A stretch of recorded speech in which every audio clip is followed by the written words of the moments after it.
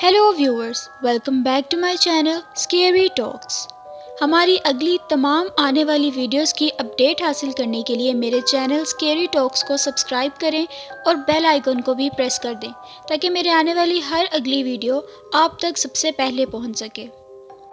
तो व्यूअर्स, हमारी आज की स्टोरी है एक पुरानी हवेली के बारे में जो अपनी आसेबी होने की वजह से काफ़ी मशहूर थी। तो चलिए ये कहानी शुरू करते हैं। नवीद एक बड़े वकील थे और वो एक बड़ी हवेली ख़रीदना चाहते थे, मगर दरमियान में दादी जान हाइल थीं। अम्मा, घर बड़ा अच्छा है और बहुत बड़ा भी है, और सबसे अच्छी बात तो ये है कि कौड़ियों के मोल मिल रहा है। बस अगर कुछ ख़राबी है तो वो ये कि ज़रा पुरानी तर्ज का है, लेकिन अगर दूसरे ज़ाविये से देखा जाए तो एक मुकम्मल आर्ट पीस है। अब्बू जान ने एक बार फिर से एक मजबूत दलील दी। तुम जो बातें इस मकान के बारे में कह रहे हो, मेरे नज़दीक वही इसकी सबसे बड़ी खामियां हैं। कैसे अम्मा जान? खामियां कैसे? अरे बेटा, होश के नाखून लो। तुम खुद सोचो कि इतनी बड़ी हवेली आखिर इतनी सस्ती क्यों बेची जा रही है। तुम्हारी अकल तो घास चढ़ने चली गई है। मैं तो तुम्हें कभी भी इतनी पुरानी हवेली ख़रीदने का ना कहूँ। अम्मी जान, पुरानी चीज़ें ज़्यादा देखने के काबिल होती हैं। लोग तो ऐसी चीज़ें दुगने दामों पर ख़रीदते हैं और हमें तो इतनी सस्ती और कम कीमत में मिल रही है। मगर मेरे ख़्याल में इतनी पुरानी जगह पर नहीं रहना चाहिए बेटा, ना ख़रीद कर और ना ही किराए पर। मगर क्यों अम्मी जान? बेटा, पुराने मकान, ख़ास तौर पर जिनके बारे में इल्म ना हो कि ये क्यों खाली हो गए और किसने बनाए, जब तक इन बातों का इल्म ना हो जाए वहाँ रहना सरासर नुकसानदेह साबित होता है। मैं देखता हूँ अम्मा जान। अगरचा दादी जान ने बहुत तफसील से वजाहत कर दी थी, मगर इस बार अब्बू जान डट गए थे और उन्होंने पहली बार दादी अम्मा के ख़िलाफ़ जाकर कोई फ़ैसला किया था। हम सब भी बहुत हैरान थे। दादी अम्मा ने खामोशी इख्तियार कर ली थी। हवेली पर मुकम्मल कब्ज़े के बाद हम वहाँ शिफ्ट हो गए। हवेली आबादी से ज़रा हटकर थी, इसलिए काफ़ी पुरसुकून माहौल था, मगर ये खामोशी आने वाले तूफ़ान का पेशे खैमा साबित हुई। हुआ कुछ यूँ कि बड़ी आपा अपने 2 बच्चियों के साथ हमारे घर रहने के लिए आ गई। मैं अपनी भांजियों के साथ सारा दिन खेलती रहती। उस दिन हम छुपन छुपाई खेल रहे थे कि मैं अपनी दोनों भांजियों को तलाश करते हुए हवेली की ऊपर वाली मंजिल पर पहुंच गई। हम जब से हवेली में शिफ्ट हुए थे, कोई भी ऊपर वाली मंजिल तक नहीं गया था, मगर अब जब ऊपर मैं आई तो मुझे कुछ गैर मामूलीपन का एहसास हुआ। मेरे कदम गैर इरादी तौर पर खुद ब खुद आगे बढ़ने लगे। तभी मेरी दोनों भांजियां आकर मुझसे लिपट गईं। अरे, तुम लोगों ने फिर से मुझे पकड़ लिया, मैंने खुशगवार लहजे में कहा तो वो मुझे कहने लगी, खाला चले यहाँ से। अरे चलते हैं, क्या हुआ? मैंने कदम आगे बढ़ाते हुए कहा तो वो दोनों मेरी टांगों से लिपट गईं। अरे क्या हुआ? मैंने हैरत से उन्हें देखा। उनका रंग सफ़ेद पड़ रहा था। मैंने उन दोनों को लिया और नीचे चली आई। नीचे आते ही उनकी हिम्मत जवाब दे गई और वो दोनों बेहोश हो गईं। मैं चीख उठी। मेरी चीख सुनते ही दादी और आपा दोनों आ गए। हाय, ये क्या हो गया? दादी ने कहा, जबकि बाजी दोनों बच्चियों की सफ़ेद रंगत को देखकर चिल्लाने लगी। क्या हुआ इन्हें? उन्होंने मुझसे सवाल किया तो मैं हकलाते हुए बोली, आपा मुझे नहीं पता। ये सवाल बाद में कर लेना, पहले इनको उठाओ और अंदर कमरे में ले चलो। मैं अब्बू को फ़ोन करती हूँ कि वो आते हुए डॉक्टर को साथ ले आएं। अम्मी ने मुझे गुस्से से कहा तो मैंने और आपी ने बच्चों को उठाया और कमरे में ले गए। अब्बू जब तक डॉक्टर को लेकर आए, बच्चे होश में आ चुके थे। डॉक्टर ने चेक किया और कुछ दवाएं देकर चला गया। हम सब परेशान थे कि आखिर ये सब क्या हुआ, मगर वो दोनों कुछ ना बोली। रात को जब मैं सोने के लिए लेटी तो वो दोनों मेरे कमरे की दहलीज में आकर खड़ी हो गई। मैंने उन्हें देखा तो प्यार से पुकारा, अरे बेटा, आप दोनों बाहर क्यों खड़े हो? अंदर आ जाओ। मेरे बुलाने पर उन्होंने एक दूसरे को देखा और अंदर चली आईं। मैंने उनके चेहरों को गौर से देखा और पूछा कि क्या बात है।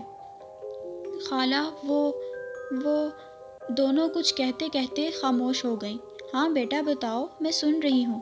खाला, जब हम आज आपके साथ खेल रही थी ना, तो हमें किसी के रोने की आवाज़ सुनाई दी। हमें लगा शायद कोई बच्चा रो रहा है, तो छोटी बोली कि नहीं, किसी बड़े के रोने की आवाज़ है। ہم نے سوچا کہ جا کر دیکھیں کہ کون رو رہا ہے۔ ہم دونوں سیڑھیوں سے اوپر آ گئیں۔ پھر ہم نے خالی کمروں میں دیکھا تو ایک کمرے میں کسی عورت کو دیکھا، وہ رو رہی تھی۔ ہم نے آج سے پہلے اس عورت کو کبھی نہیں دیکھا تھا۔ پھر تب آپ وہاں آ گئی۔ میری بھانجی جب بات سنا کر خاموش ہو گئی تو میں نے کہا کہ آپ کو کوئی وہم ہوا ہوگا بیٹا۔ نہیں نہیں، ہمیں کوئی وہم نہیں ہوا، ہم نے سچ میں اسے دیکھا تھا۔ اچھا تو پھر بتاؤ کیسی تھی وہ عورت؟ نہ بہت بوڑھی تھی اور نہ ہی بہت جوان۔ اچھا تو اگر وہ رو رہی تھی تو ہمیں کیوں اس کی آواز سنائی نہیں دی؟ پتہ نہیں آپ کو کیوں نہیں سنائی دی۔ وہ دونوں بچیاں تھیں، اس لیے جلد سے ساری باتیں بھول گئیں اور کھیل میں لگ گئیں۔ میں بھی اس بات کو بھول گئی اور آنے والے دنوں میں مصروف ہو گئی۔ دادی اماں نے گھر میں میلاد کروایا۔ آس پاس زیادہ گھر تو نہ تھے، لیکن جتنے تھے وہاں سے سب عورتیں میلاد میں آئیں۔ میلاد ختم ہونے کے بعد ہم لڑکیاں ادھر ادھر گھومنے لگیں اور اوپر والی منزل تک پہنچ گئیں۔ ایک لڑکی بولی، ارے یہ منزل تو بالکل ویران پڑی ہے۔ ہاں بھائی، ہم نے یہاں پر ابھی صفائی نہیں کی ہے کیونکہ ابھی ہمیں یہاں رہنے کی ضرورت ہی پیش نہیں آئی۔ جب ضرورت پیش آئے گی تو اس کو صاف کر کے رہنے کے قابل بھی بنا لیں گے۔ ہم آگے بڑھے تو ایک کمرے میں ہمیں ایک کتا کچھ کھاتے ہوئے نظر آیا۔ پہلے تو ہم سب کو حیرت ہوئی کہ اس خالی جگہ پر کتا کہاں سے آ گیا۔ ہمارے گھر میں تو کوئی کتا بھی موجود نہیں تھا، تو پھر کیسے؟ جب ہم نے غور سے دیکھا تو وہ کتا ایک انسانی ہاتھ کو کھا رہا تھا۔ ایسا لگ رہا تھا جیسے وہ کسی چھوٹے بچے کا ہاتھ تھا اور کتا اس کو نوچ نوچ کر کھا رہا تھا۔ وہ دیکھ کر ہم سب بہت خوفزدہ ہوئیں اور نچلی منزل پر واپس آ گئیں۔ میں نے سب سے کہا کہ اس بات کا ذکر وہ کسی سے نہ کرے، ورنہ سب خواتین ڈر کر بھاگ جائیں گی اور تقریب کا مزہ بھی خراب ہو جائے گا۔ بعد میں نے امی کو یہ سب باتیں بتا دیں۔ امی نے ابو کو اس بات سے آگاہ کیا، لیکن ابو کو ان باتوں سے کوئی فرق پڑنے والا نہ تھا کیونکہ ان کو ان باتوں پہ یقین ہی نہیں تھا۔ آپا جان جو وہیں بیٹھی ہماری ساری باتیں سن رہی تھیں، وہ بھی بولی، ابو جی اس گھر میں واقعی کچھ ہے۔ جس دن بچیوں کی طبیعت خراب ہو گئی تھی، اس دن میں سوچ رہی تھی کہ آخر اوپر ایسا کیا تھا جو بچوں پر اس طرح اثر انداز ہوا کہ وہ بے ہوش ہی ہو گئیں۔ تو میں نے اوپر والی منزل پر جانے کا فیصلہ کیا۔ میرے اوپر جانے پر مجھے آواز آئی۔ ذرا غور کرنے پر معلوم ہوا کہ وہ آواز کسی کمرے سے آ رہی ہے جو بہت ہلکی ہے۔ میں نے اس آواز کا پیچھا کیا تو دیکھا کہ کمرے میں ایک آدمی کھڑا تھا۔ کمرے میں بس اتنی روشنی تھی کہ مجھے ہلکا سا سایہ ہی دیکھ سکا، اس کا واضح حلیہ نہ دیکھ سکی۔ بس اتنا ہی پتہ چل سکا کہ اس کے ہاتھ میں ایک برتن تھا جس میں کوئی چیز تھی اور وہ سامنے پھینک رہا تھا۔ پھر مجھے وہ چیز وصول کرنے والے بھی نظر آ گئے۔ وہ کچھ کتے تھے جو پھینکے جانے والی چیز پر جھپٹ رہے تھے۔ میرے غور کرنے پر مجھے نظر آیا کہ وہ چھوٹے چھوٹے ہاتھ تھے جو وہ شخص کتوں کو ڈال رہا تھا۔ یوں لگتا تھا جیسے وہ ہاتھ بچوں کے ہوں۔ میں یہ دیکھ کر خوفزدہ ہو گئی اور وہاں سے بھاگنے کی کوشش کی۔ تبھی میرا پاؤں کسی چیز سے ٹکرایا اور میرے ٹکرانے سے ایک آواز پیدا ہو گئی جس پر کتے بھونکنے لگے، اور اگلے ہی لمحے سارا منظر بدل گیا۔ اب وہاں کچھ نہیں تھا اور مکمل خاموشی ہو گئی۔ میں کچھ دیر وہاں ہی کھڑی رہی اور پھر اس کے بعد نیچے چلی آئی۔ آپا جان اپنی بات کہہ کر خاموش ہو گئی۔ پھر ابو آہستگی سے بولے کہ ایک رات میں نے بھی وہاں کچھ دیکھا تھا۔ دراصل میں اس رات کسی کیس پر کام کر رہا تھا کہ اچانک مجھے کسی بچے کی رونے کی آواز آئی۔ خیال آیا کہ کہیں بچیوں میں سے تو کوئی اوپر نہیں چلا گیا۔ اسی خیال کے رہتے میں سارے کمروں میں دیکھنے لگا، لیکن سب ٹھیک تھا اور سب بچے سو بھی رہے تھے۔ پھر سے اس چیز کو اپنا وہم قرار دیتے ہوئے واپس میں اپنے کمرے میں چلا آیا۔ آوازیں پھر سے آنے لگیں، لیکن بہت آہستہ تھیں۔ میرے اندر بے چینی بڑھنے لگی اور میں معاملے کی تصدیق کے لیے اوپر والی منزل پر پہنچ گیا۔ اوپر والی منزل پر پہنچ کر میں نے محسوس کیا کہ رونے کی آوازیں اب زیادہ بلند ہو گئی ہیں۔ ان آوازوں کے پیچھے پیچھے میں ایک کمرے میں جھانکا تو دیکھا کہ وہاں بہت سے بچے بندھے ہوئے تھے۔ ان کی عمریں تقریباً 3 سے 7 سال ہوں گی۔ ان پر تشدد کیا گیا تھا جس کی وجہ سے وہ زخمی تھے۔ میرا دل چاہا کہ میں ان بچوں کی مدد کروں، لیکن جب تک میں آگے بڑھتا وہ منظر ہی غائب ہو گیا تھا۔ میرا وہاں رکنا مناسب نہیں تھا تو میں نیچے آ گیا، لیکن میں سمجھ چکا تھا کہ یہ کوئی آسیبی معاملہ ہی ہے۔ اب جب کہ یہ ثابت ہو گیا ہے کہ یہ حویلی آسیبی ہے تو ہم یہاں نہیں رہیں گے۔ ابو کی تمام باتیں سننے کے بعد امی نے کہا، مگر نہیں، کیا نہیں؟ کیا بچوں کے ساتھ اب ہمارا یہاں رہنا مناسب ہے؟ تم ٹھیک کہتی ہو، مگر اتنی آسانی سے یہ حویلی کیسے چھوڑی جا سکتی ہے؟ میں صبح اماں سے مشورہ کرتا ہوں، اب سب جا کر سو جاؤ۔ ابو نے حکم دیا تو ہر طرف خاموشی چھا گئی اور سب سونے کے لیے چلے گئے۔ صبح ابو واک کر کے واپس آئے تو دادی جان کے کمرے میں چلے آئے اور ہم سب کو بھی وہیں بلا لیا۔ پہلے دادی اماں کو سب کچھ بتایا اور پھر بولے کہ آج واپسی پر محلے کا ایک بزرگ سے سلام دعا ہو گئی۔ میں نے ان سے اس حویلی کے بارے میں پوچھا تو وہ بولے، ارے میاں، یہاں رہنے کا ارادہ چھوڑ دو۔ اگر تم یہاں رہ رہے ہو تو فوری طور پر یہ حویلی چھوڑ کر چلے جاؤ۔ یہ حویلی رہنے کے قابل نہیں ہے، میں تمہیں کھل کر بتا دوں۔ آپ غلط نہیں کہہ رہے، میں جان چکا ہوں کہ یہ حویلی آسیب زدہ ہے، پر مجھے اس حویلی کے بارے میں جاننا ہے۔ میں نے انہیں دیکھا تو انہوں نے مجھے بتایا کہ تقسیم ہند سے پہلے بہت عرصے تک یہ حویلی خالی پڑی رہی، پھر اس کے بعد جو بھی یہاں آیا اس کو جانی یا مالی نقصان ہوا اور ایک بار پھر سے یہ حویلی ویران ہو گئی۔ اس حویلی کے بارے میں مشہور ہو گیا کہ یہ آسیب زدہ ہے، یہاں کے آسیب انسانوں کو برداشت نہیں کرتے۔ چند سال پہلے بھی یہاں حویلی میں ایک نئے مولوی صاحب آئے اور انہوں نے اس حویلی میں اپنے بیوی بچوں کے ساتھ رہائش اختیار کر لی تھی۔ سب نے انہیں بہت منع کیا لیکن وہ نہ مانے۔ ان کے دم درود سے نیچے کا حصہ تو رہنے کے قابل ہو گیا تھا لیکن اوپر کی منزل جوں کی توں ہی رہی۔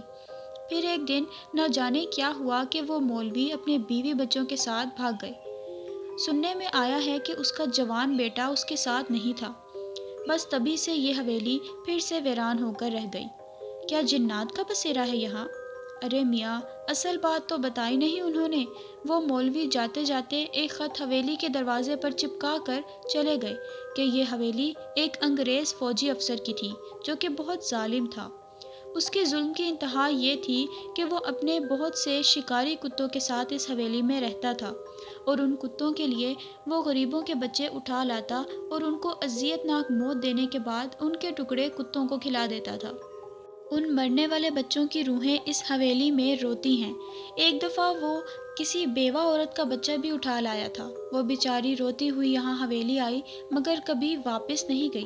اس کی روح بھی یہاں روتی رہتی ہے۔ یہاں یہی سب چل رہا تھا کہ تقسیم کا شور اٹھ گیا، سب لہو لہو ہو گیا۔